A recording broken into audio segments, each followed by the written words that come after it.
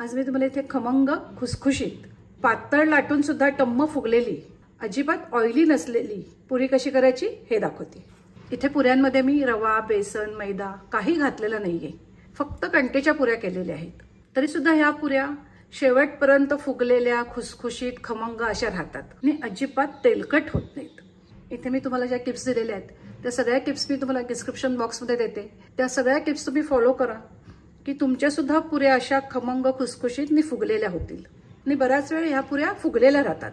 तुम्ही जशा मोकळ्या पुऱ्या ठेवल्यात तर अशाच्या अशा पुऱ्या ह्या राहतात। नमस्कार, श्रेयाज रेसिपीमध्ये आपलं सगळ्यांचं खूप खूप स्वागत आहे।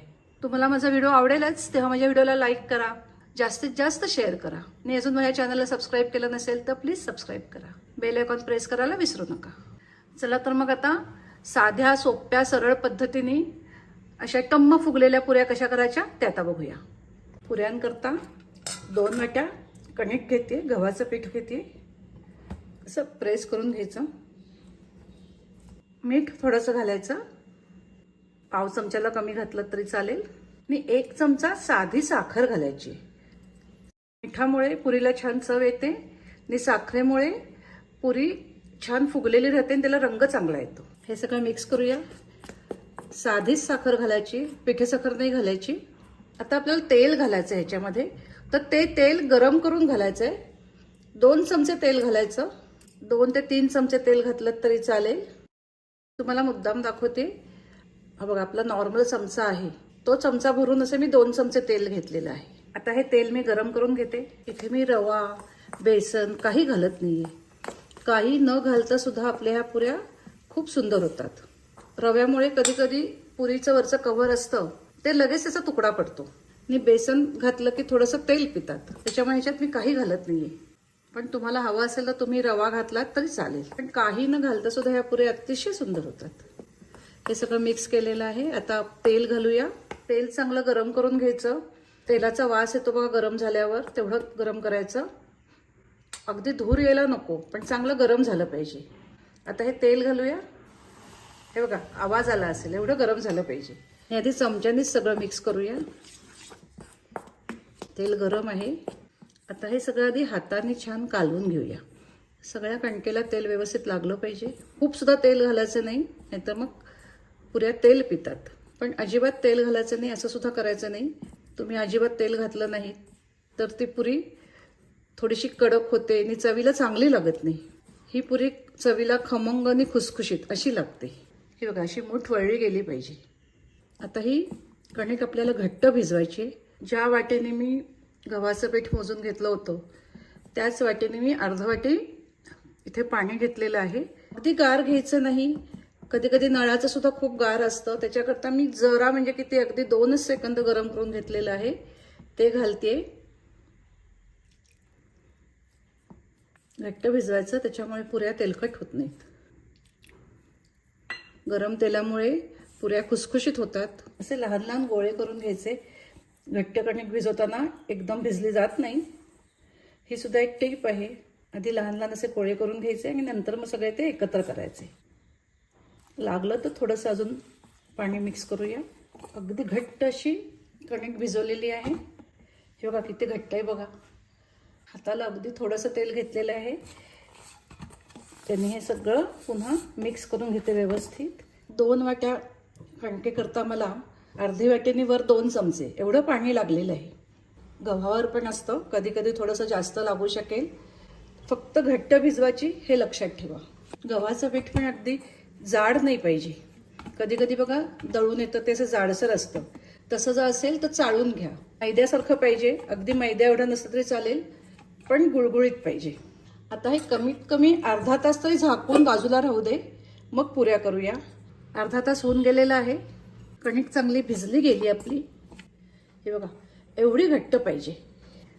आता ही कणिक चांगली मळून घ्यायची, 1-2 मिनिटं तरी चांगली मळा।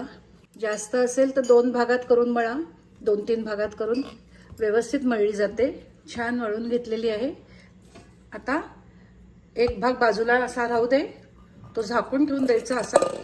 आता ह्याचे एकसारखे लहान लहान गोळे करून घ्यायचे, पुरीला करतो तसे एकसारखे करून घ्या असे, म्हणजे एकसारख्या पुऱ्या होतात। हातावर चांगला मळून मळून असा गोळा करायचा हे 10 गोळे करून घेतलेले आहे. आता पुऱ्या लाटूया. हे सुद्धा झाकूनच ठेवून द्यायचे, लागेल तसा घ्यायचा. आता पुऱ्या करताना जर तुमच्या मदतीला असेल तर एकाने पुरी लाटायची आणि एकाने तळायची, पण मदतीला नसेल तर 10 पुऱ्या करून घ्यायच्या आणि नंतर मग त्या तळायच्या. एकदा तेल चांगलं तापलं असेल तर पुऱ्या भराभरा तळून होतात. तुम्ही एक पुरी लाटून एक पुरी तळत बसलात तर त्या पुऱ्या चांगल्या होत नाहीत. पुरीला तेल पीठ काही लावायचं नाही.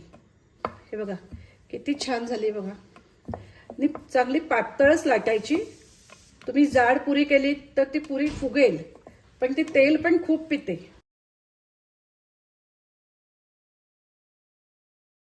आता एका ताटावर मी अशा पुऱ्या पसरते. ते झाकून ठेवायच्या, वर काहीतरी कापड घालायचं, उघड्या नाही ठेवायच्या. उघड्या ठेवल्यात तर पुऱ्या चांगल्या होत नाहीत. हे बघा अशा झाकून ठेवायच्या. सगळीकडून सारखी अशी लाटली गेली पाहिजे. मध्ये पातळ साईडला जाड अशी नाही पाहिजे. आपले कणिक चांगले भिजले गेल्यामुळे अजिबात क्रॅक जात नाहीयेत. किती छान होत आहेत बघा. आता अशा सगळ्या पुऱ्या मी आधी लाटून घेते, मग तुम्हाला तळून दाखवते. बघा अशा मी 8 पुऱ्या लाटून घेतलेल्या आहेत. आता एक एक करत ही पुरी तळून घेते. जास्त जाड अशी लाटायची नाही. हे बघा पातळ अशी लाटून घेतलेली तरी सुद्धा प्रत्येक पुरी फुगेल. तळताना सुद्धा शक्यतो पहिली पुरी जी आपण लाटून घेतली आहे त्याच्यापासून सुरुवात करायची. पुरी तळेपर्यंत हे झाकूनच राहू दे असंच बाजूला. एका कढईमध्ये तेल तापायला ठेवलेलं होतं आधीच. एका वेळी जर एकच पुरी तळायची असेल तर लहान कढई घ्यायची, तेल भरपूर घ्यायचं. एका वेळी 2-3 पुऱ्या तळायच्या असतील तर कढई मोठी घ्यायची. आधी एक लहान पुरी तळून बघायची होते का व्यवस्थित, आणि मग बाकीच्या पुऱ्या तळायला घ्यायच्या. तेल चांगलं हे बघा किती छान झालेली आहे. मी पुऱ्या लाटेपर्यंत लो फ्लेमवर तेल तापायला ठेवलं होतं. आता मीडियम टू हाय मध्ये फ्लेम केलेली आहे. पुरी घालूया आता ह्याच्यामध्ये. थोडं तेल असं उडवायचं म्हणजे पुरी सगळीकडून फुगते चांगली. ही बघा किती छान फुगली आहे पुरी. सगळीकडून पुरी फुगली की दुसऱ्या बाजूने एकदा तळून घ्यायची. किती सुंदर झाली बघा पुरी. लगेच होतात ह्या पुऱ्या तेल तापलं की. मी नेहमी चाळणी तसं तेलकट पदार्थ काढते तसं काढते ह्याच्यामध्ये.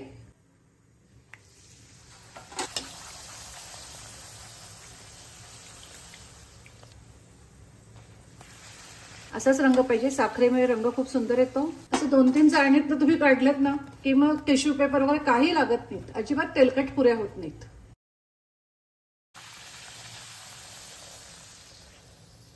असा रंग आला पाहिजे. आता उरलेल्या पुऱ्या करून घेते. आता बाकीच्या पुऱ्या करेपर्यंत गॅसची फ्लेम लो करायची, किंवा तुम्ही गॅस चक्क बंद केलात तरी सुद्धा चालेल.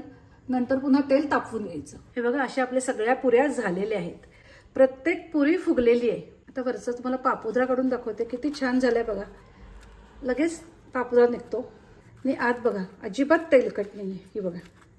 तर अशा आपल्या ह्या खमंग खुसखुशीत फुगलेल्या तरी पण अजिबात तेलकट नसणाऱ्या पुऱ्या तयार झालेल्या आहेत.